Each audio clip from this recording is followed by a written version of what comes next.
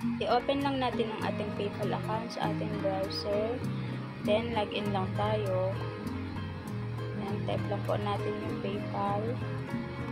Then, login PayPal. Then, ito na po yung account na ililink natin yung ating bank account at ang ating card number. Ayan po, punta tayo sa wallet.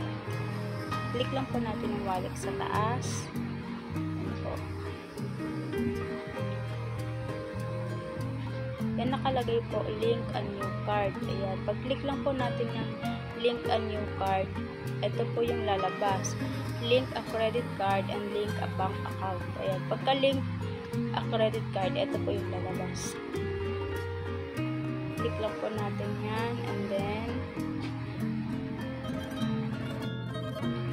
ayan, ganito na po yung lalabas. Nakalagay po dyan, enter your card number, card type, expiration date, at saka yung security code. Makikita po dyan sa gilid kung saan natin makakuha yung mga ilalagay natin dyan. And then, pag ilagay na po natin lahat, i-click lang po natin yung link a card.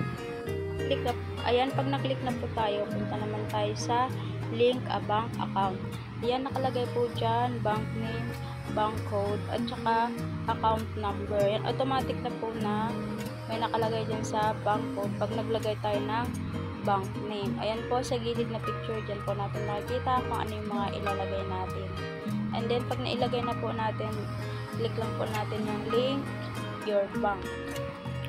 Ayan po, pag nailagay na natin lahat ng mga info na dapat ilagay at na-click na po natin ng link your bank account, pag wala naman po mali, ayan, magdidiretso na po siya. Makikita dyan nakalagay na done na po.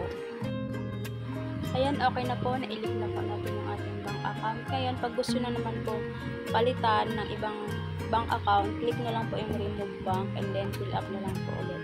Thank you for watching po. Please like and subscribe my YouTube channel.